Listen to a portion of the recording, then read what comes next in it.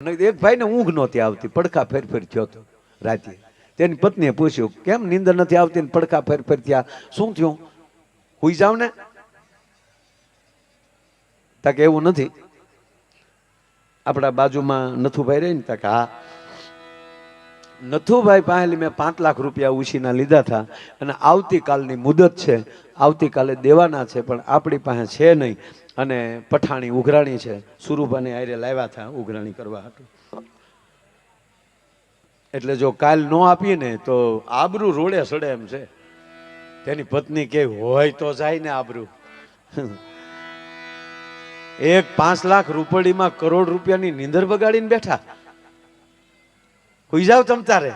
એટલે આને શું થયું કે 5 લાખ રૂપડીમાં નીંદર બગાડીને, કરોડની નીંદર બગાડીને બેઠા. આની પાસે કાંઈક ઘરેણા હશે, અમુકને તો આવા જ વિચાર આવે ને. આ ઘરેણા હશે તો વેચી નાખશે અને આગળ બધો લેણા માલ નીકળી જાવ. પણ બેને શું કર્યું ખબર? બારી ખોલી. બારી ખોલીને હાથ કર્યો, નથુભાઈ, એ નથુભાઈ. કે હા બેન, તમારા ભાઈ પાસે 5 લાખ રૂપિયા માંગો છો? કે હા. સુરુભાઈ આવ્યા હતા? કે હા. બે સાંભળી લેવો, 1 રૂપિયો નથી દેવાનો, થાય કર લેજો કરીને બારી બંધ કરી દીધી. અને પછી કીધું હુઈ જાવ, જાગશે હવે ઓલા બે. હુવડાવી હતી. અને હું તો આ જમાડાને કહું છું કે તમે અત્યારે આ યુગના ભાગશાળી છો, જોઈને હક પણ કરો છો. અત્યારે હક પણ જોઈને જ થાય છે ને. પેલા આવું નહોતું. આ વડીલોને પૂછો, આ જૂનો લોટ. જો પેલા આપણે હું થોડીક આગળ વાત. આપણા બાપા બાળક હતા ને, નાના હતા ને, તો એના બાપા એમ કહેતા ને, દાદા આપણા જે હોય એના બાપા, એ એમ કહેતા કે આ નહીં કરવાનું. એટલે સાહેબ પ્રશ્ન જ નહોતો, નહીં જ કરવાનું એ કામ. પછી આપણે નાના થયા એટલે આપણા બાપા એમ કે આ નહીં કરવાનું. એટલે લેવલ ક્યાં આવ્યું ખબર? આપણે એમ કે નહીં કરવાનું એટલે આપણે એટલું કહેતા, હું કામ નહીં કરવાનું? તો સમજાવે આ માટે. બરાબર, તો નહીં કરી. બરાબર, એટલું જ. હવે આ મોબાઈલ નવી પેઢી ઊભી થાય ને, એને એમ કહો ને કે એ છોકરા આ નહીં કરવાનું, તો એ શું કહે ખબર? જે સોમનાથની નજીક નહીં હોય એની વાત છે, જેના ઘરમાં ધર્મ નહીં હોય એની વાત છે. એને એમ કહે છે કે આ નહીં કરવાનું, એટલે હામાં કહે પપ્પા એ તો થશે જ. તમને સારું લાગે તો સાથે રહ્યો. એમાંલી બહાર આવવું હોય ને તો ધર્મને પકડી રાખજો, તો આ સંસ્કારને પકડી રાખજો. નહીંતર હમણાં એક છોકરો જોવા ગયો. આ ખરેખર આ વડીલોએ કોઈ જોયું જ નહોતું અમારા સુધી. અમે ક્યાંય જોવા નહોતા ગયા. જોવાની ક્યાં કરો સાહેબ? એ જે શેરીમાં રહેતા હોય ને શેરીમાં ન નીકળાય એટલી મર્યાદા હતી. લ્યો, હા, જોવા જતા જ નહીં. એ તો પાછળ ફેરા ફરો ન્યાય થોડું કઈ માંડવામાં મોઢા દેખાડવા એવું આડું ઓઢેલું હોય ને એટલું બધું એ જોઈએ કે આપણને ન દેખાય કાંઈ. આ લાજુ સનગ્લાસ જેવી હતી, એ અંદરથી બધું જોતા હોય, આપણે ન ભાળીએ કે. એટલે માંડવામાં ન જોયા હોય આપણે. એ તો ઘરે આવીને ઘૂંઘટ ખોલ્યા ત્યારે ખબર પડી કે આ આપણા ભાઈ ગુલો રાણી બાદશાહ જે હોય. અમારે ઘૂઘુના લગ્ન થયા તે પરણીને આવ્યો ને તો ઉતાવળો થયો. પરણીને આવ્યો, કોડી કડે રમી લીધો, હામિયા થઈ ગયા, કોડી કડે રમી લીધા, બધું થયું. વડીલોને પગે લાગી લીધા. દીકરી ઓરડામાં વહી ગઈ અને પછી બધા જમતા હતા. પણ આ ઘૂઘુ ઉતાવળો થયો, ક્યારે ઘરના મોટું જોઈ લઉં, મુદ્દો કેવો આવ્યો એ. તે બધાને નજર ચૂકવી અને ઓરડામાં ગયો. તો દીકરી ગણેશ આપના પાસે બેઠી હતી. અને ઘૂઘુએ જઈને આમ ઘૂંઘટ ખોલ્યો, આમ દર્શન કર્યા સાહેબ. ત્યાં તો ડુંગળીના દાણા જેવડું માથું, ડાળિયાના દાણા જેવી આંખ્યું, સકરિયા જેવી આંગળીઓ, કાનકડિયા જેવા કાન, અખરૂટ જેવું નાક, લીંબુ જેવડો અંબુડો અને તણેક ભેહું ભેગી કરો એવો વાન, આખું દાંત બે તપકે. અને એમાં અમારે ઘૂઘુ હમે એને દાંત કાઢ્યા. તો આને સકરી આવીને પડી ગયો. ઓય બાપા, આને હાટું ડીજે વગાડ્યા. એટલે ઓલી દીકરી બિચારી નવી નવી જોયેલું તો નહોતું. તેને એમ છું કે રોયાને વાય આવતી લાગે. તે પાણી સાટ્યું મોઢા ઉપર ને ડુંગળી ભાંગીને હું ગાડીને 15 મિનિટે ઓલો ભાનમાં આવ્યો. એ બેઠો થયો ત્યારે એટલું બોલી કે હા આમ શું કરો, હજી હું પરણીને હાલે આવું છું.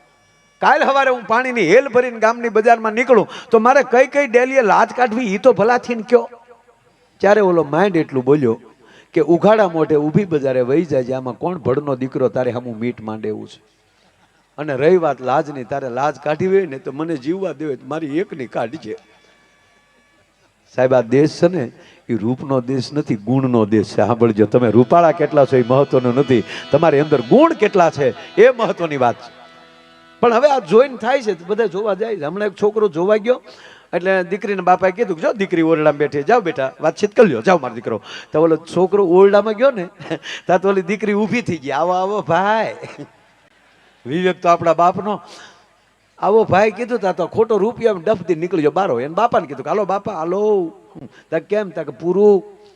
તક શું થયું બેટા? તક તમારે એક દીકરી વધી ને મારે એક બેન વધી. સાહેબ બેઠા એટલે એક જોક કહું તમને. એક જણો જોવાઈ ગયો ને એટલે અમુક દોઢા બહુ હોય. આમ ખરેખર આમ જોઈ જમાનડાઓ આ બેટી બચાવો અભિયાન હાલે છે. 20% ઓછા છે દીકરીઓ. માગો આવે સંબંધ કરી લેવો.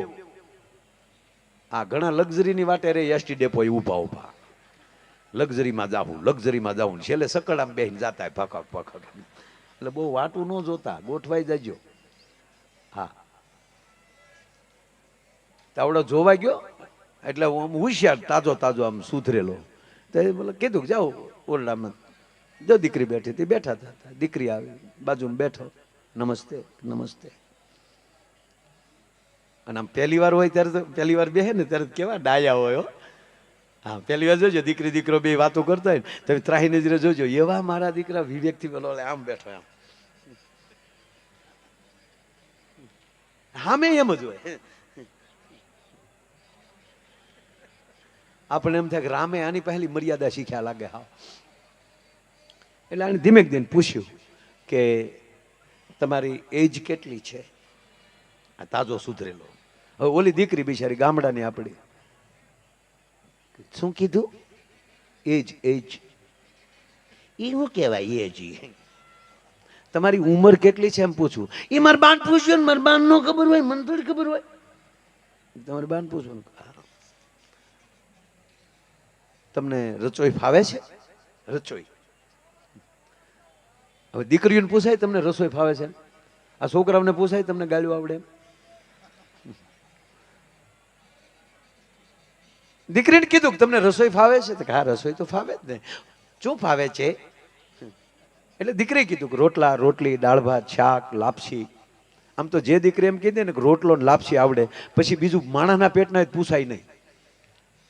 તમે બધી રસોઈ ચોપડીમાં જોઈને શીખી શકો, ટીવીમાં જોઈને શીખી શકો, પણ એક રોટલો અને એક લાપસી એ વાંચ્યું ન શીખાય. એ તો જેની જનેતાને આવડતું હોય એ જ દીકરીને આવડે, બીજાને ન આવડે સાહેબ.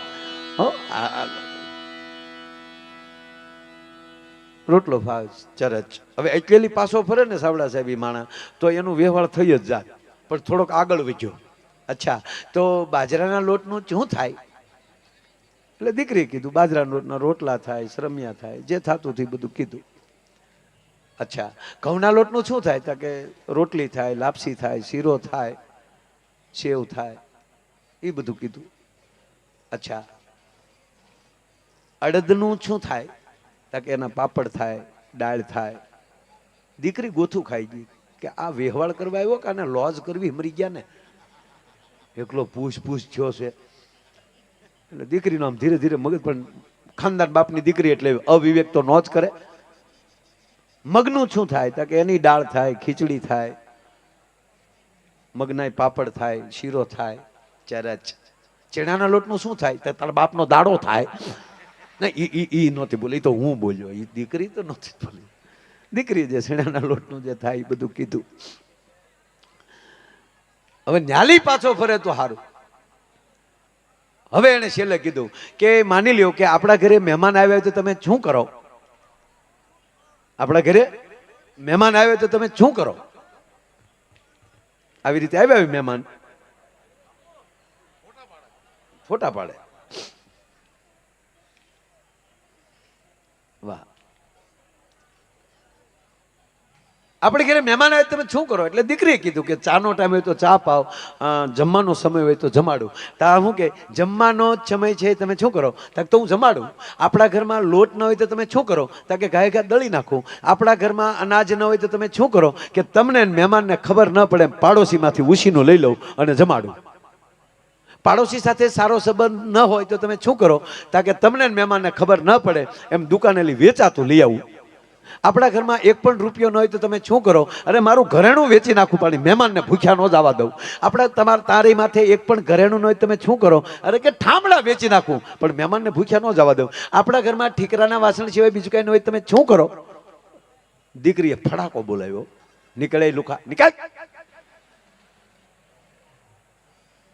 તારા ઘરમાં લોટ ન હોય, તારા ઘરમાં રૂપિયો ન હોય, તારા ઘરમાં વાસણ ન હોય, મારી માથે ઘરેણું ન હોય, પાડોય આરે સંબંધ ન હોય, તો તારા ઘરમાં હું મારે યારું પકડવા? નીકળ.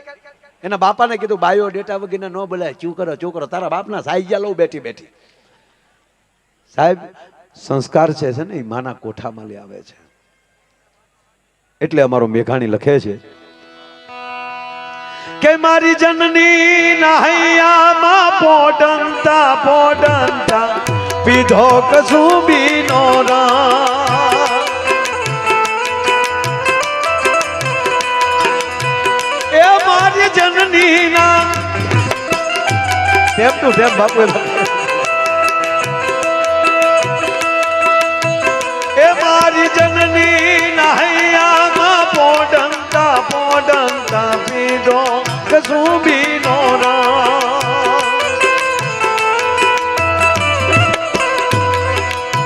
હે મના ધોલા ધામણ કેરી ધારાય પાનો કસુંબીનો રંગ. હો રાજ મને લાગ્યો, હો રાજ મને લાગ્યો, હો રાજ મને લાગ્યો કસુંબીનો રંગ.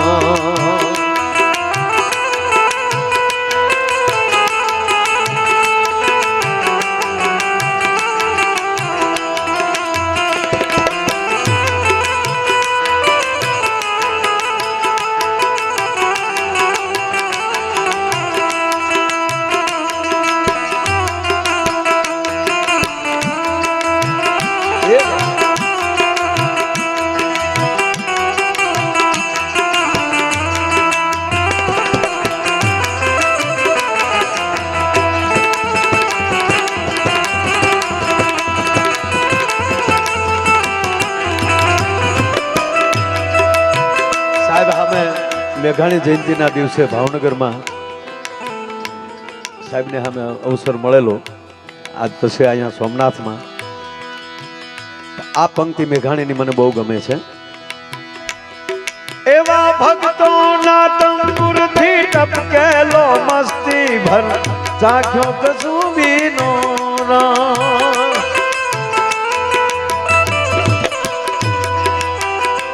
એવા ભક્તોના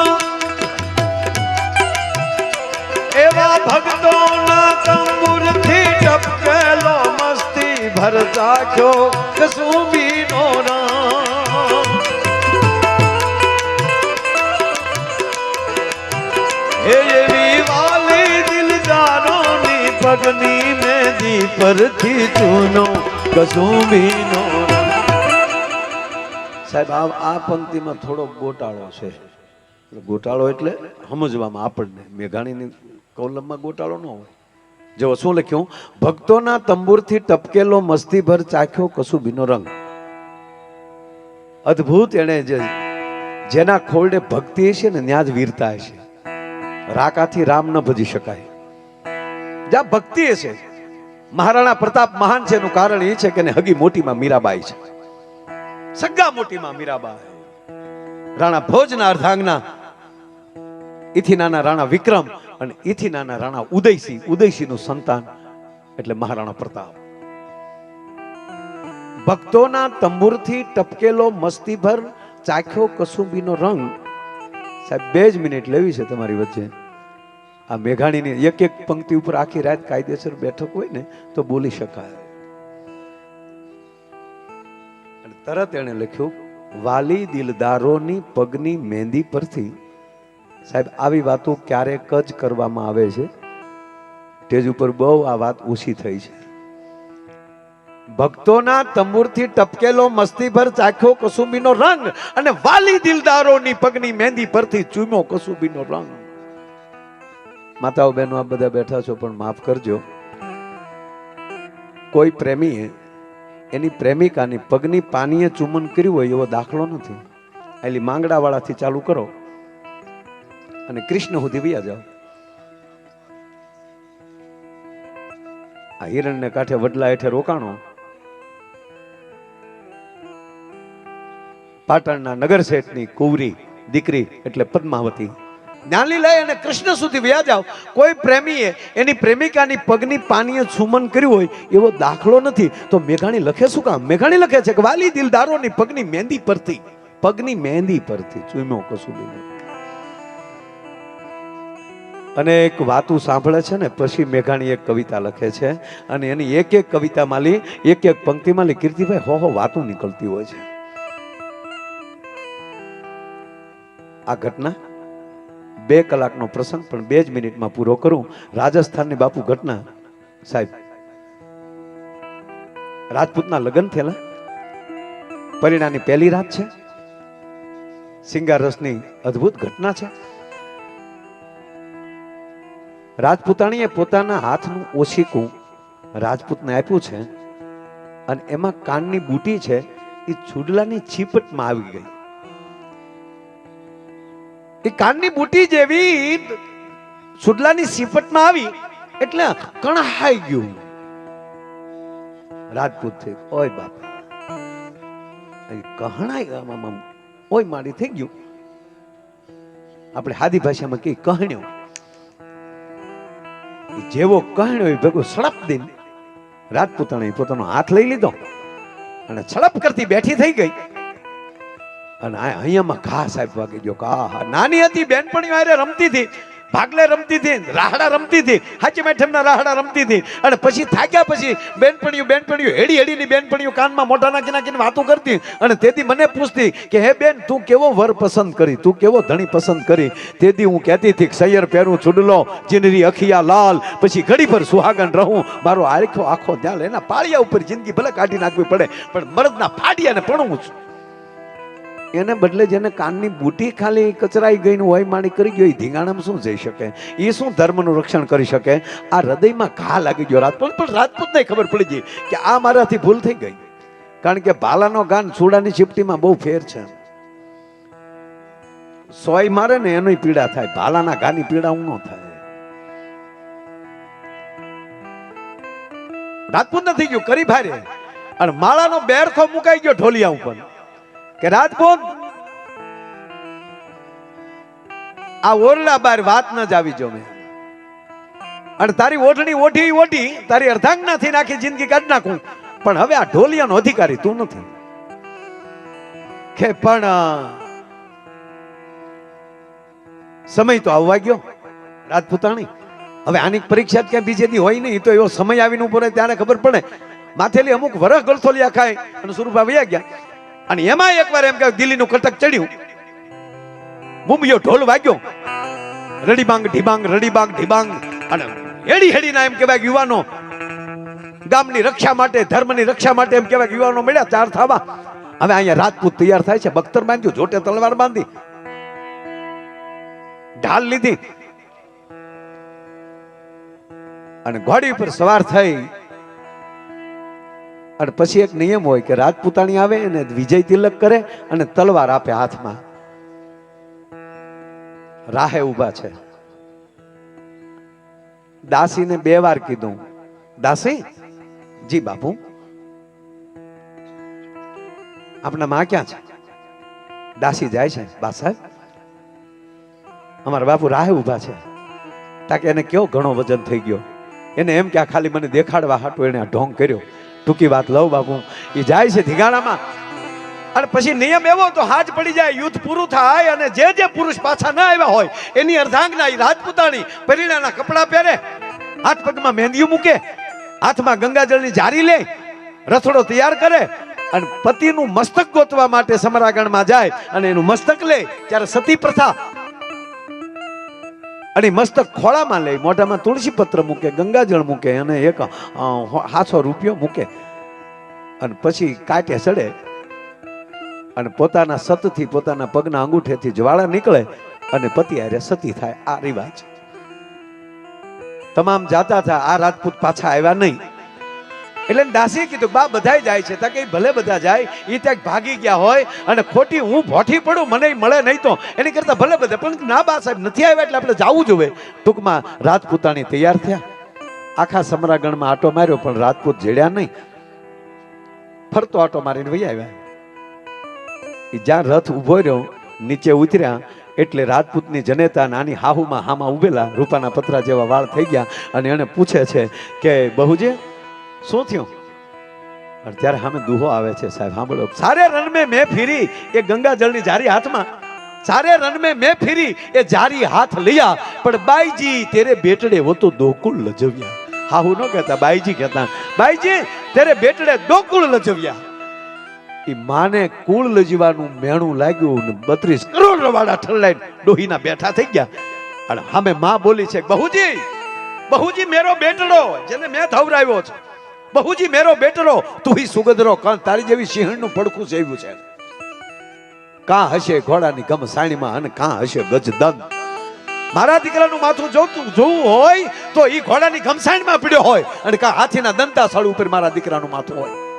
અને ફરીવાર જાય છે પણ સાહેબ ઘટના એવી બનેલી કે દિલ્હીનો સુબો હાથીની અંબાડીએ અને આ રાજપૂતે વચ્ચે એમ કે ભાઈ ઘોડું નાખેલું અને એકવાર ઘોડાની કહેવાળીમાંથી હાથ ફેરવીને એટલું કીધું કે હાથીના ખંભા તળ ઉપર ડાબલા માંડી દે અને સુલતાનની જો મોટી મોટી નોકરીઓ તો રાજપૂતનો દીકરો મટી જાવ।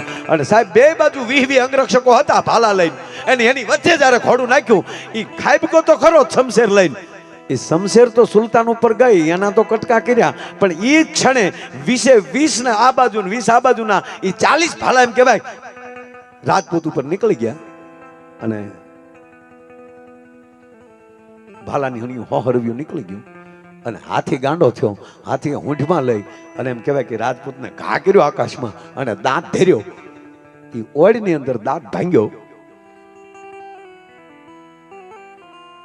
એ દાંતને ટેકે શરીર પીડ્યું છે અને કળાઈ ગયેલા મોરલાને કોઈએ માર્યો હોય એમાં ભાલા હોહરવા જાણે મોરના પીછ હોય એવા લાલ સટક એમ કહેવાય કે લોયાળા દેખાતા હતા અને ભાલાની અણીએ ઓલા દાંતની અણીએ એમ કહેવાય કે આ પુરુષ રાજપૂત પહોંચ્યો છે, લોહી તરપી રહ્યું છે, માથે ગીધડા અને કાગડાના ટોળા ક્રાઉ ક્રાઉ આટા મારે છે અને ત્યારે કાગડાઓને કહે છે રાજપૂત, હે ભવાની, હે ભગવતી, મને ઘડીક જીવતો રાખજે, મારી આંખ વિચાવી ન જોઈએ જ્યાં સુધી મારી રાજપૂતાણી મારી સામે ન આવી જાય। એ યમરાજ મારો આત્મો ન લેતા, નારાયણ મને જીવતો રાખજે, હે મહાદેવ આ તારો ગણ થઈને આવ્યો છું, તારા ગણને જીવતો રાખજે। અને કાગડા જે આકાશમાં ફેર્યા ત્યારે કહે છે, કાગા સબતન ખાઈયો, એ કાગડાઓ મારા આખા શરીરને ખાઈ જાજો, કાગા સબતન ખાઈયો, સુન સુન ખાઈયો માંસ, मेरी दो नैना मत खाइयो, मुझे पियू मिलन की आश। मारा बे आंखों ने तो जीवती રહેવા દેજે। અને એમાં જા રાજપૂતાણી આવ્યા અને આમ જા જોયું ભાઈઓ, આહા ખીલેલો ખાખરો પડ્યો હોય આપણી ગીરનો એવો લાલ ઘોમ અને જોબડિયા ભરાણા લોહીના મોઢામાં શબ્દ નીકળ્યો, રાજપૂતાણી જય માતાજી, દરબાર जय माताजी, जय माताजी केवा जाए અને અમારો કાગ બાપુ એક પંક્તિ લખે છે, રાજપૂતાણી કહે છે કે રાજપૂત મને માફ કરજો કે મારા સોડાની સીપટીએ એ કણકણ્યો વાલા ધણી, હું તો ગવડું સમજી રે એ મારી ભૂલ ઘણી। કાગવાણી રાજપૂતાણીની ભૂલ પુસ્તક મળે તો વાંચી લેજો।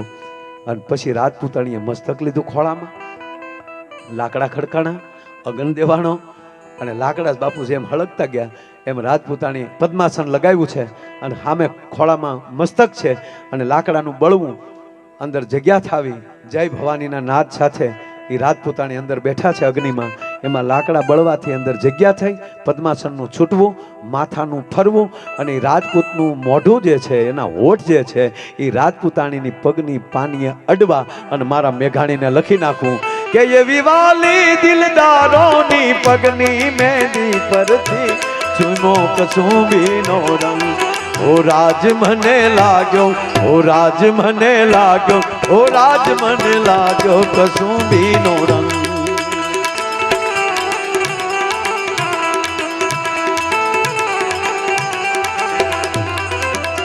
मारी जननी नाहैया में पोडंता पीदो कसुंबीनो रंग। ए मारी जननी ना एवी जननी नाहैया में पोडंता पीदो